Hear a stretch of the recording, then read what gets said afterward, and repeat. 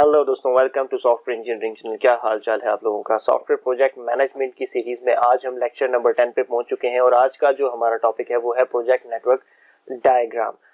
हम देखेंगे इसको बड़ी डिटेल में कि क्या होता है और ये किस तरीके से काम करती है एंड सो ऑन। सारी चीज़ें बड़ी हम डिटेल में देखने वाले हैं, लेकिन उससे पहले मैं आपको बताता चलूँ कि सॉफ्टवेयर इंजीनियरिंग पे के चैनल पे आने वाले हर लेक्चर की PDF स्लाइड्स हमारे ऑफिशियल फेसबुक ग्रुप के अंदर शेयर कर दी जाती हैं और उस ग्रुप का जो लिंक है वो इस फर्स्ट स्लाइड के बिल्कुल एंड पे भी लिखा हुआ है और इस वीडियो के डिस्क्रिप्शन से भी आपको मिल जाएगा। तो अगर आप स्लाइड्स डाउनलोड करना चाहें या फिर हमारे सॉफ्टवेयर इंजीनियरिंग चैनल की तमाम नॉलेज से, तमाम इंफॉर्मेशन से जो हम शेयर कर रहे होते हैं उसे अपडेट रहना चाहें तो आप हमारे उस ऑफिशियल ग्रुप को ज्वाइन कर सकते हैं। तो चलिए टाइम ज़ाया किए बगैर हम इस लेक्चर को स्टार्ट करते हैं और लेट्स सी कि आज हम इस लेक्चर में क्या करने वाले हैं। सबसे पहले हमने लास्ट लेक्चर में क्या देखा था। लास्ट लेक्चर के अंदर हमने use case point estimation technique को बड़ी डिटेल में और बड़े अच्छे तरीके से समझा था और बड़ा इंटरेस्टिंग टॉपिक था। तो अगर आपको ये टॉपिक नहीं आता तो वो देख लें, और अगर आप पूरी सीरीज को फॉलो कर रहे हैं तो आई होप सो कि आपने देख ही लिया होगा। अच्छा, आज जो हम देखने वाले हैं वो, जैसे कि मैंने आपको पहले बताया कि आज का हमारा टॉपिक है प्रोजेक्ट नेटवर्क डायग्राम। ये होती क्या है, प्रोजेक्ट नेटवर्क डायग्राम क्या चीज है। It is a visual way to represent the work flow of the project. Visual का मतलब वो चीज होती है जो कि वो ग्राफिकल हो या फिर जो आप आंखों से देख सकते हो, जो आपके सामने मौजूद हो। आप ये कह सकते हैं कि उसको आप विजुअल कहते हैं, ठीक है। तो ये आपका जो पूरा का पूरा प्रोजेक्ट है उसके अंदर जो आप वर्क कर रहे हैं वो किस फ्लो में चलेगा उसको रिप्रेजेंट करने के लिए एक डायग्राम बनाते हैं, जिसको हम अपनी आंखों से देख भी सकते हैं, और उसको हम क्या कहते हैं, प्रोजेक्ट नेटवर्क डायग्राम। अब ये क्या क्या शो करती है। It shows the duration of each project activity.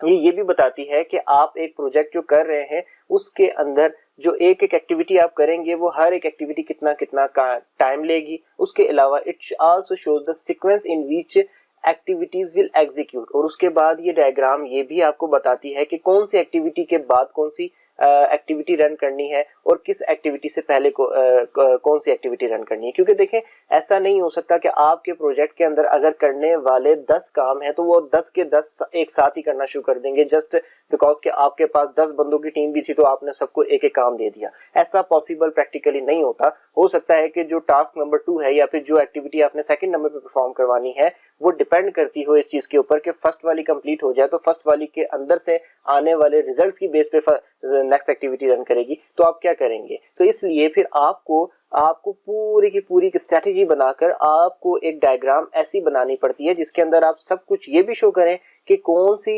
Activity complete होने में कितना टाइम लेगी और किस एक्टिविटी के बाद हम कौन सी एक्टिविटी शुरू करेंगे और उस एक्टिविटी को खत्म करने में कितना टाइम लगेगा और उसके बाद हम कहाँ जाएंगे। तो पूरा का पूरा एक फ्लो भी बना दिया जाता है और उसमें हर एक एक्टिविटी के ऊपर टाइम ड्यूरेशन भी लिख दी जाती है। तो इस चीज को डायग्राम के अंदर रिप्रेजेंट करने के लिए हमारे पास एक मेथड है जिसको हम क्या कहते हैं कि ये हमारी प्रोजेक्ट नेटवर्क डायग्राम है। तो project manager use this work flow diagram to track the flow of a project and see the progress of the project. That means के आपके जो प्रोजेक्ट मैनेजर्स होते हैं जब उनके सामने ये डायग्राम मौजूद होती है ना तो उनको देखकर, उस पूरी की पूरी डायग्राम को देखकर बड़ी आसानी से ये चीज समझ आ जाती है कि जनाब इस वक्त हम इस एक्टिविटी के ऊपर पहुंच चुके हैं, तो अब हमारे पास इतने दिन बाकी हैं और इतने दिन हम अपने इस प्रोजेक्ट के ऊपर लगा चुके हैं और अब इस एक्टिविटी के बाद हमने किस एक्टिविटी की तरफ जाना है। तो यानी कि ओवरऑल एक प्रोजेक्ट का जो एक इमेज होता है वो क्लियर हो जाता है और प्रोजेक्ट मैनेजर्स उस बेस के ऊपर फिर अपनी टीम की परफॉर्मेंस को भी जज कर सकते हैं कि हाँ जी, हमने अगर 3 एक्टिविटीज के अंदर 10 दिन लगाने थे तो क्या हमने 3 एक्टिविटीज को 10 दिन के अंदर अंदर पूरा कर लिया है या नहीं कर लिया। अगर ज्यादा हो गए तो हमें किस जगह पे अब उस चीज को टैकल करने की जरूरत है, और अगर कम दिन लगे हैं तो उसको कैसे मैनेज करेंगे, वो भी हमारे पास तरीके मौजूद है जो हम आगे देखेंगे। तो खैर ये आपको पूरा का पूरा फ्लो दे देती है और आपको एक ट्रैक प्रोवाइड कर देती है प्रोजेक्ट का। प्रोजेक्ट मैनेजर्स इसको मोस्ट फ्रिक्वेंटली यूज कर रहे होते हैं। और इसके अंदर एक सबसे ज्यादा कॉमन एग्जांपल जो प्रोजेक्ट नेटवर्क डायग्राम की है वो है गैंट चार्ट्स। ये आप बीइंग अ स्टूडेंट भी जब अपना फाइनल ईयर प्रोजेक्ट दे रहे होते हैं तो आप अपना गैंट चार्ट लाजमी क्रिएट करते हैं और अपने प्रोजेक्ट में रखते हैं, जिसमें आप ये सब कुछ दिखा रहे होते हैं कि जनाब कौन सी एक्टिविटी कब कंप्लीट होगी और किस एक्टिविटी के बाद कौन सी एक्टिविटी शुरू होगी, कौन सी एक्टिविटीज ऐसी हैं जो कि पैरेलल चलेंगी। आप ईच एंड एवरीथिंग इसके अंदर बना रहे होते हैं। मोस्ट प्रोबेबली आप कुछ विजियो या फिर जो आपके प्रोजेक्ट मैनेजमेंट के टूल्स हैं उनको यूज करके बनाते हैं, या फिर अब अगर आप चाहें तो इसको सिंपली स्प्रेडशीट या फिर किसी भी एक्सेल वगैरह के ऊपर भी आप इसको ड्रा कर सकते हैं गैंट चार्ट को। तो वो जो गैंट चार्ट होता है वो भी प्रोजेक्ट नेटवर्क डायग्राम की एक एग्जांपल है। वो तो आप लोगों को पता ही है। लेकिन जो दूसरी इसकी टाइप है प्रोजेक्ट नेटवर्क डायग्राम की, जो कि आजकल मोस्ट कॉमनली यूज हो रही है, वो है प्रेसिडेंस डायग्रामिंग मेथड, जिसको हम पीडीएम भी कहते हैं। ये डायग्राम्स प्रोजेक्ट मैनेजमेंट के अंदर आजकल बहुत ज्यादा कॉमन होती चली जा रही हैं। अब इसमें क्या होता है, boxes are used to represent the activities in these diagrams and arrow heads are used to represent the relationship between the activities. अब इन डायग्राम्स के अंदर हम हर एक एक्टिविटी को एक बॉक्स से शो करते हैं, और किस एक्टिविटी के बाद किस एक्टिविटी की तरफ जाना है ये हम एक एरो हेड लगा कर तो शो करते हैं कि जी इधर से इधर जाना है, इधर से इधर जाना है, ठीक है। और डेफिनेटली जब आप फ्लो रिप्रेजेंट करना चाह रहे हैं तो आप ऐसे ही करेंगे कि एक डेस्टिनेशन को आप एक बॉक्स से रिप्रेजेंट कर लेंगे, और उसके बाद वहां से एरो लगा के फिर नेक्स्ट डेस्टिनेशन जो है आपकी, जो नेक्स्ट एक्टिविटी जिसकी तरफ आपने जाना है, वो एरो हेड लगा कर तो आप शो करेंगे, और उसके आगे फिर आप नेक्स्ट एक्टिविटी एक बॉक्स से शो कर देंगे। तो यही एक तरीका इसमें इस्तेमाल हो रहा होता है। लेकिन इसके अंदर हर एक एक्टिविटी से दूसरी एक्टिविटी की तरफ जाते हुए एक रिलेशनशिप इन्वॉल्व होता है, और वो एक रिलेशनशिप जो है वो चूज करना होता है आपने पीडीएम के दिए हुए 4 रिलेशनशिप के अंदर से। हमारे पास एफएस, एसएस, एफएफ और एसएफ के नाम से 4 रिलेशन है। अब एक एक्टिविटी से दूसरी एक्टिविटी के दरमियान मूव करते हुए इन चारों में से कोई ना कोई एक रिलेशनशिप लाजमी इन्वॉल्व होगा। अब सबसे पहले हम देखते हैं कि एफएस का मतलब क्या है, फिर एसएस का मतलब क्या है, फिर एफएफ का मतलब क्या है, और फिर एसएफ का क्या मतलब है। इन चीजों को हम समझेंगे, और समझने के ऊपर जब मैं आपको यहाँ पे थ्योरेटिकली समझा रहा हूँ तो आपने इनको सुन लेना है गौर से। बाकी मुकम्मल तौर पे ये आपको यहाँ पे एक्सप्लेन करते हुए समझ नहीं आएंगे। नेक्स्ट स्टेज पे जाकर मैं आपको डायग्राम एक मैंने अपने हाथ से खुद ड्रॉ किया पेपर पे, उसका मैंने स्क्रीनशॉट यहाँ ऐड किया हुआ है, उसके ऊपर मैं आपको जाके समझाऊंगा, चीजें आपको ज्यादा बेहतर से वहां पे समझ आ जाएंगी। फिलहाल आपने एफएस, एसएस, एफएफ और एसएफ की जो डेफिनेशन मैं आपको बताऊंगा आपने उनको माइंड में रख लेना है। तो सबसे पहले आ जाता है आपके पास FS. F stands for finish और एस स्टैंड फॉर स्टार्ट, ठीक है, यानी कि फिनिश टू स्टार्ट। अब फिनिश टू स्टार्ट का क्या मतलब है, it represent that one activity can not start before the previous activity finish. यानी कि 2 एक्टिविटीज हैं, आप फर्स्ट एक्टिविटी से दूसरी एक्टिविटी की तरफ आप मूव करेंगे, लेकिन उन दोनों के अंदर जो रिलेशन है वो ये है कि जब तक फर्स्ट एक्टिविटी मुकम्मल नहीं हो जाती आप दूसरी की तरफ मूव नहीं कर सकते। आप ऐसा नहीं कर सकते कि पहली का काम आधा हो गया तो चलो साथ दूसरी भी शुरू कर देते हैं। आप ऐसा नहीं कर सकते कि हमारे पास टीम बड़ी है तो पहली को तो शुरू कर रहे हैं, साथ साथ दूसरी को भी शुरू कर देंगे। पहली और दूसरी के दरमियान रिलेशन ही एफएस का है, यानी कि फर्स्ट वाली फिनिश होगी तो नेक्स्ट वाली स्टार्ट होगी। तो इस तरीके से इन 2 एक्टिविटीज के दरमियान जो रिलेशन आ गया उसको हम क्या कहेंगे, एफएस। इसी तरीके से एसएस का मतलब क्या होता है, एसएस का मतलब होता है start to start. That means these 2 activities will start parallel, यानी कि अगर 2 एक्टिविटीज हैं जिनको आप दोनों को साथ स्टार्ट कर सकते हैं, या फिर जिन दोनों को आपने साथ स्टार्ट करना है, उन दोनों एक्टिविटीज के दरमियान जब आप एक से दूसरी तरफ मूव कर रहे होंगे तो बीच में आप उसका रिलेशनशिप लिखेंगे एसएस। तो आपके सॉफ्टवेयर इंजीनियर्स को पता चल जाएगा कि ये 2 एक्टिविटीज के दरमियान एसएस का रिलेशन है। दैट मींस कि हमें इन दोनों को पैरेलली स्टार्ट करना है। फिर आपके पास आ जाता है एफएफ, थर्ड रिलेशन, जिसको हम फिनिश टू फिनिश भी कहते हैं। When 2 activities will finish together, that means कि आपके पास कोई ऐसी एक्टिविटीज हैं जो कि एक साथ खत्म होंगी, सही है। अब इसके बाद आपके पास आता है एसएफ, यानी कि start to finish, means you have to start an other activity to finish the previous one. For example आपके पास कोई ऐसा सिनेरियो बन गया कि आपकी जो 2 एक्टिविटीज हैं वो उस तरीके से लिंक है कि फर्स्ट को आपने उसका 95% काम कर दिया और सेकंड और उसके बाद आपने उसको छोड़ दिया, क्योंकि जो 5% काम था वो तब तक पूरा नहीं हो सकता जब तक आप उससे आगे वाली एक्टिविटी नहीं बनाते, ठीक है। अब आप उसको बनाकर तो फिर वापस उसके साथ लिंक करेंगे तो ही आपकी वो पहले वाली भी जो है खत्म होगी, कि means you have to start another activity to finish the previous one. यानी कि अब एक्टिविटी नंबर 1 का जो 5% काम रहता था वो फिनिश तभी हो सकता है जब एक्टिविटी नंबर 2 को हम मुकम्मल बनाकर उसके साथ जोड़ेंगे, ठीक है। तो ऐसे रिलेशन को हम क्या कहते हैं, एसएफ। अब हम इसको डायग्राम में जाके देखते हैं। आपने एफएस, एफएफ और ये जितने भी रिलेशन मैंने आपको पीछे दिखाया, एफएस, एसएस, एफएफ, एसएफ, इन चारों रिलेशन को माइंड में रखना है। इनकी डेफिनेशंस जो मैंने आपको बताई उसको माइंड में रखते हुए आपने इस डायग्राम को देखना है। तो सबसे पहले हमने स्टार्ट एक्टिविटी से मूव किया। स्टार्ट एक्टिविटी के बाद हमने किसी प्रोजेक्ट की कोई रिक्वायरमेंट इंजीनियरिंग की। तो जब रिक्वायरमेंट इंजीनियरिंग की तो उस रिक्वायरमेंट इंजीनियरिंग में जितना टाइम लगा वो हमने उसके नीचे ब्रैकेट में लिख दिया कि 5 डेज लगे रिक्वायरमेंट इंजीनियरिंग की एक्टिविटी में। और साथ ही मैंने एक और एरो निकाला स्टार्ट के अंदर से, मीटिंग विद क्लाइंट, ये भी लिख दिया और उसके नीचे भी ब्रैकेट में मैंने लिख दिया कि 5 डेज। यानी कि रिक्वायरमेंट इंजीनियरिंग जब आप कर रहे होते हैं, यानी कि जब आप क्लाइंट से रिक्वायरमेंट्स ले रहे होते हैं तो उस वक्त आप साथ साथ एक काम ये भी करते हैं कि मोस्ट फ्रिक्वेंटली क्लाइंट से मीटिंग भी करते हैं। तो 5 दिन आपके लग रहे हैं रिक्वायरमेंट इंजीनियरिंग में, तो उसी के साथ साथ आप 5 दिन आप लगाएंगे मीटिंग करने में भी क्लाइंट के साथ।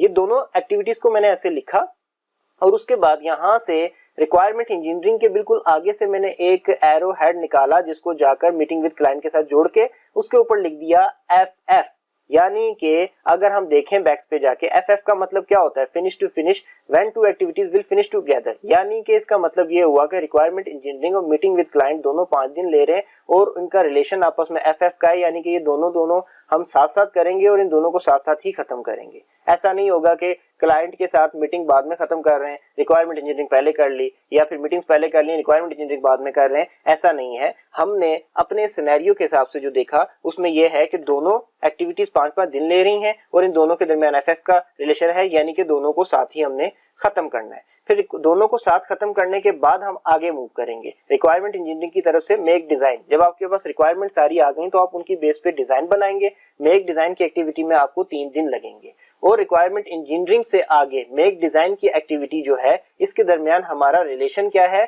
FS का, यानी कि FS का मतलब होता है finish to start. It represent that one activity can not start before the previous activity finish. अब जब तक रिक्वायरमेंट इंजीनियरिंग की एक्टिविटी खत्म नहीं होती हम डिजाइन की एक्टिविटी स्टार्ट नहीं कर सकते। आपके पास रिक्वायरमेंट ही नहीं है तो आप डिजाइन किस बात का बनाओगे। दैट मींस के ये एक्टिविटी खत्म होनी चाहिए तभी आप मेक डिजाइन की एक्टिविटी स्टार्ट कर सकते हो। दैट मींस कि इन दोनों के दरमियान FS का रिलेशन है। मेक डिजाइन के बाद आप आगे जाते हो तो इसके बाद आ जाता है इम्प्लीमेंटेशन। डेफिनेटली जब आप डिजाइन बना लोगे तो आप उसी के बाद इम्प्लीमेंटेशन करोगे ना, तो इम्प्लीमेंटेशन में आपकी टाइम ड्यूरेशन लग रही है 15 डेज, वो आपने उसी एक्टिविटी के नीचे लिख दी। अब मेक डिजाइन और इम्प्लीमेंटेशन के दरमियान भी FS का रिलेशन है कि आप डिजाइन जब कंप्लीट कर लोगे उसी के बाद इम्प्लीमेंटेशन करोगे, दोनों साथ साथ तो चलने से रहे और ये एक बड़ी कॉमन सेंस की बात है। तो इसलिए हमने क्या किया कि इसके दरमियान भी FS का रिलेशन लिख दिया। और ये FS का रिलेशन ऐसा है कि किसी भी PDM के अंदर जो है बहुत ज्यादा यूज हो रहा होता है। PDM नेटवर्क डायग्राम की जो PDM टाइप है उसमें FS का रिलेशन बहुत ज्यादा इस्तेमाल होता है। अच्छा, इस FS के बाद जब हम इम्प्लीमेंटेशन पे गए तो साथ ही हमने नीचे एक टेस्टिंग लिख दिया, ठीक है, और टेस्टिंग के साथ हमने क्या लिख दिया, SS। अब SS क्या होता है हम यहाँ पीछे जाके देखते हैं। Start to start means these two activities will start parallel, यानी कि हमने इम्प्लीमेंटेशन और टेस्टिंग की एक्टिविटी को दोनों को साथ साथ ही स्टार्ट करना है, ठीक है। अब इसके अंदर क्या है कि साथ साथ क्यों स्टार्ट करना है, पॉसिबल है कि आप यूनिट टेस्टिंग करना चाह रहे हो, ठीक है, तो एक को आप क्या करेंगे कि एक यूनिट आप बनाएंगे और जब आप एक यूनिट बना लेंगे तो फिर आप क्या करेंगे कि उससे नेक्स्ट डे आप उस यूनिट को टेस्ट करेंगे। जब दूसरी तरफ दूसरा यूनिट जो है इंप्लीमेंटेशन हो रही होगी वो बन रहा होगा, फिर जब वो बन जाएगा तो फिर आप टेस्ट करेंगे। तो 15 दिन अगर आपको इंप्लीमेंटेशन में लग जाएंगे तो 16 दिन आपको टेस्टिंग में लग जाएंगे, क्योंकि यानी कि आपने साथ ही स्टार्ट की थी तो आप उससे एक दिन आगे तक जा रहे हैं, ठीक है। तो ये दोनों साथ साथ स्टार्ट होंगी, ठीक है। अब इसके बाद आप आगे जाएंगे तो आप फिर दोबारा FS पे जा रहे हैं कि जब इंप्लीमेंटेशन कंप्लीट हो गई तो इंप्लीमेंटेशन के कंप्लीट होने के बाद आप डिप्लॉयमेंट पे चले गए और डिप्लॉयमेंट के बाद आप सीधे एंड पे आ गए और डिप्लॉयमेंट में 1 डे लगा आपका। अब ये एंड मैंने यहाँ नीचे आके लिख दिया क्योंकि आगे मेरे पास जगह नहीं थी, इसलिए अदरवाइज आप इसी डिप्लॉयमेंट के आगे ही एक एरो हेड बनाकर यहाँ पर एंड लिखा करते हैं। ये आपकी पूरी की पूरी प्रोजेक्ट नेटवर्क डायग्राम आ गई। नीचे हर किसी चीज के दिन लिखे हुए हैं, आपने दिनों को सबको ऐड कर लेना है और ऐड करने के बाद आपको ये पता चल जाएगा कि इस पूरे के पूरे प्रोजेक्ट में आपको कितने दिन लगेंगे। और फिर जब ये डायग्राम आपके प्रोजेक्ट मैनेजर के सामने होती है और प्रोजेक्ट मैनेजर को ये पता होता है कि हम डिजाइनिंग फेज पे, तो उसको पता होता है कि डिजाइनिंग फेज के ऊपर हम कितने दिन के बाद आने चाहिए थे, 5 + 5, अच्छा 10 डेज के बाद। अच्छा, एक बात मैं आपको यहाँ और बताता चलूं कि दिनों की काउंटिंग करने में भी आपने थोड़ा सा इन चीजों का ख्याल रखना है कि इन दोनों एक्टिविटीज के दरमियान रिलेशनशिप क्या है। इन दोनों एक्टिविटीज के दरमियान FF का रिलेशन है, तो अगर ये FF का रिलेशन है यानी कि ये दोनों साथ खत्म होंगी तो ये 5 और ये 5 + 5 10 डेज नहीं बनेंगे, ये दोनों 5 कॉमन आ जाएंगे क्योंकि दोनों ये साथ ही खत्म हो रही हैं। तो दैट मींस कि फर्स्ट 5 डेज में दोनों खत्म हो जाएंगी, तो इनको हम जस्ट 1 टाइम 5 डेज काउंट करेंगे, ठीक है। अच्छा, इसी तरीके से जब आप आगे जाएंगे तो आपने क्या करना है कि पूरी नेटवर्क डायग्राम में आपके पास सारे के सारे दिन लिखे हुए हैं। जब आपके पास सारे के सारे दिन लिखे हुए हैं तो अगर जब डिजाइन के ऊपर डिजाइन फेज पे कोई खड़ा होगा प्रोजेक्ट मैनेजर, तो वो समझ जाएगा कि अगर आज मैं डिजाइन फेज पे खड़ा हूं तो दैट मींस कि मैं 5 दिन पीछे काम करके आया हूं, और डिजाइन फेज के ऊपर अगर आज मेरा सेकंड डे है तो दैट मींस कि मेरे पास डिजाइन फेज पे इंप्लीमेंट करने के लिए 1 दिन और है, और इसके बाद मैंने आगे इंप्लीमेंटेशन पे जाना है और इंप्लीमेंटेशन पे अगेन मैंने 15 डेज लगाने हैं। तो इस तरीके से आपको ये भी पता चल जाता है कि आप किस एक्टिविटी पे हैं, आगे आपने कहाँ जाना है, और इस एक्टिविटी पे आने पे आपको कितने दिन लगने चाहिए थे और कितने दिन लगे हैं, और जिस एक्टिविटी पे आप खड़े हैं इस पे कितने टाइम लगाना है। तो आई होप सो कि आपको ये चीज़ें बहुत अच्छे से समझ आ गई होंगी। पीडीएम की डिटेल्स में चलते जाते जाएंगे, जितनी कम्प्लेक्स डायग्राम्स बनाएंगे वहाँ पे कैलकुलेशंस डेज की उतनी कम्प्लेक्स होती चली जाएंगी। मैं यहाँ पर आपको 2 सिनेरियोज बना के सिखा दूंगा तो किसी तीसरे सिनेरियो में आप स्टक कर जाएंगे, मैं थर्ड सिनेरियो बना के सिखाऊंगा तो किसी फोर्थ सिनेरियो में आप स्टक कर जाएंगे। तो इस चीज़ का सोल्यूशन ये है कि आप मुख्तलिफ किस्म की डायग्राम्स बनाएं और डायग्राम्स बना बना के उस पर डेज कैलकुलेशन की मुख्तलिफ तरीकों से प्रैक्टिस करें ताकि आपको आइडिया हो जाए। कहीं स्टक होते हैं तो थोड़ी बहुत इंफॉर्मेशन आप मुझसे भी ले सकते हैं यहाँ पर, और इसके अलावा आप अगर नेट पे जाएंगे तो पीडीएम डायग्राम्स बहुत किस्म की आपको बनी बनाई मिल जाएगी, उनके ऊपर उनकी कैलकुलेशन स्ट्रेटजीज को भी देखें, चीजें ज्यादा अच्छे से क्लियर हो जाएंगी। मेरा काम था कि आपको एक ट्रैक दे दूं, मैं आपको एक बेस समझा दूं कि पीडीएम काम कैसे कर रही होती है। आई होप सो कि मैं अपने इस मकसद में पूरा हो गया हूं। तो अगर आपको चीजें अच्छे से समझ आ गई हैं तो अच्छी बात है, नहीं समझ आई और कुछ थोड़ी बहुत कंफ्यूजन है भी तो मेरा ट्विटर अकाउंट आपके सामने है, आप इसके ऊपर मुझसे पूछ सकते हैं। इसके अलावा वीडियो अच्छी लगी हो तो प्लीज लाइक करके चैनल को सब्सक्राइब कर दीजिएगा, और ये सारी के सारी जो वीडियो है और इसमें जो स्लाइड्स प्रेजेंट की गई हैं ये आपको हमारे फेसबुक ग्रुप के ऊपर मिल जाएंगी, जिसका लिंक आपको डिस्क्रिप्शन में दिया गया है। तो दोबारा मिलते हैं नेक्स्ट लेक्चर में, तब तक के लिए अल्लाह हाफिज।